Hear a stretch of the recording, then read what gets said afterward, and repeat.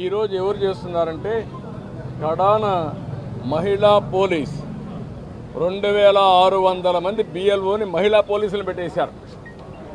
ఇది నాకు ఆశ్చర్యం వేస్తుంది. 83 నియోజకవర్గంలో మహిళా పోలీసులను బిఎల్ఓకి పెడితే వాళ్ళకి మహిళా పోలీసులకు ఏం తెలుస్తుంది ఇవన్నీ అంటే ఇంకొక పక్క వై ఏపీ నీడ్స్ జగన్ అని కలెక్టర్ దగ్గర నుంచి అందరూ క్యాంపెయిన్లు చేస్తారు.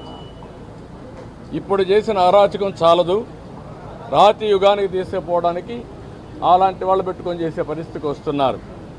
ఇవన్నీ మేము ఎక్స్ప్లెయిన్ చేసిన తర్వాత వారికి మా మీద కానీ జనసేన మీద కానీ దగ్గర 6000 నుంచి 7000 కేసులు మా మీద పెట్టారు. ఒక్క పొంగునూరులో ఒక కేసులో 250 మంది పెట్టారు. 200 మంది పైన జైలుకు పోయి వచ్చారు. ఇప్పుడు బైండ్ ఓవర్ కేసులు పెడుతున్నారు. అంటే నీ మీద కేసు ఉంది, పోలీసు వాళ్ళు నోటీస్ ఇస్తారు, ఎంఆర్ఓ దగ్గర సరెండర్ కావాలి అంటే మళ్ళీ బెదిరించడం, ఎలక్షన్లో ఎవరిని పని చేయనీయకుండా నిర్వీర్యం చేయడానికి లేకపోతే మళ్ళా వాళ్ళని అరెస్ట్ చేయడానికి ప్రయత్నం చేసే పరిస్థితి వచ్చారు. ఇది జరిగితే ప్రజాస్వామ్యం ఇంక కూని అయిపోయినట్టే. There is no democracy.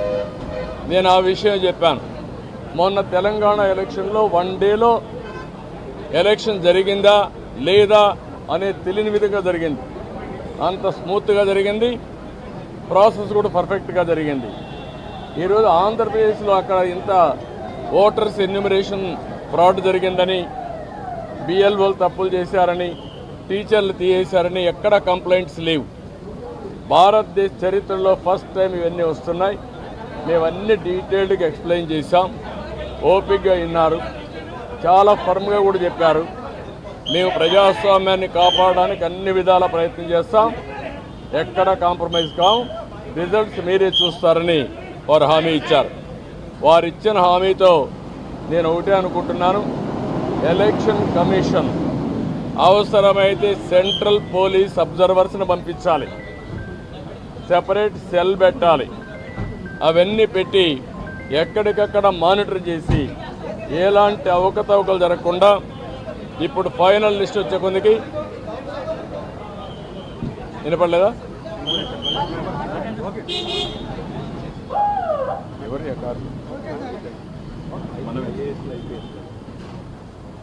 ఎప్పటికప్పుడు మానిటర్ చేయాల్సిన అవసరం ఉంది. ప్రజాస్వామ్యం కోసం మా ప్రయత్నాలన్నీ మేము చేస్తున్నాం, ఇంకా చేస్తాం, దాని గురించి సందేహం లేదు. ఒక్క ఓటు దొంగ ఓటున్న ఎలక్షన్ కమిషన్ దృష్టికి ఎప్పటికప్పుడు తీసుకుపోవడమే కాకుండా వీళ్ళు చేసే ప్రతి ఒక్క తప్పుడు పనిని మేము ప్రతిఘటిస్తాం, ప్రజాస్వామ్యాన్ని పరిరక్షించుకుంటాం.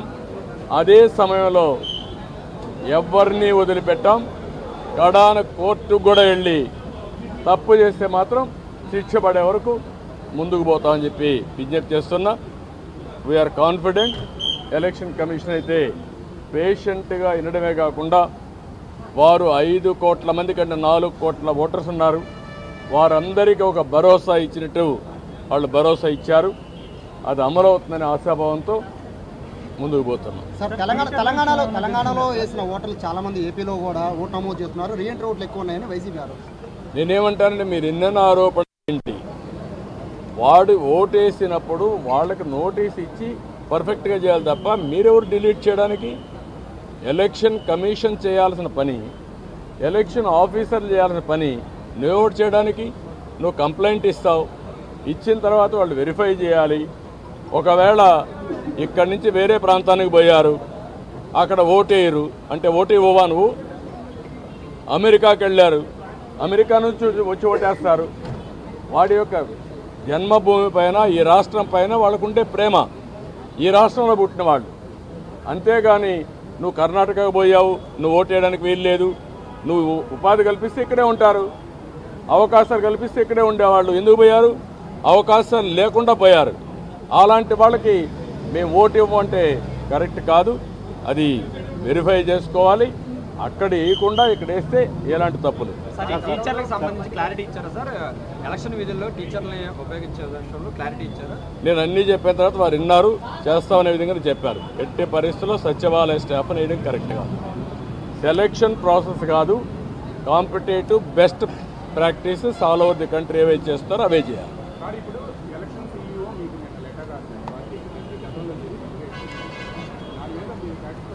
లేదు, దాని మీద కూడా మేము చెప్పాం, నిన్నే పంపించారు, మేము వెరిఫై చేసుకున్నా మళ్ళీ మీ దృష్టి తీసుకొస్తామని చెప్పి.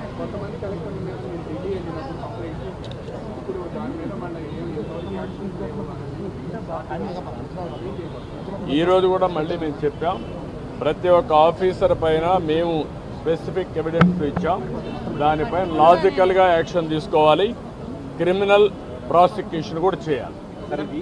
తిరుపతి ఎంపీ ఎలక్షన్ నుంచి బై ఎలక్షన్ నుంచి ఇది స్టార్ట్ అయింది సార్, ఫోకస్ అయింది, కానీ 2 years అయినా దీని మీద అవి కూడా ఇచ్చాం. మరి తిరుపతి బై ఎలక్షన్లో జరిగింది, గ్రాడ్యుయేట్స్ కాన్స్టిట్యున్సీ ఎలక్షన్లో జరిగింది, 2019 జరిగాయి. జరిగిన తర్వాత మీరు యాక్షన్ తీసుకోలేదు కాబట్టి వీళ్ళు ఏమీ కాదని ధైర్యంతో ఉన్నారు. నేను ఈ విషయం కూడా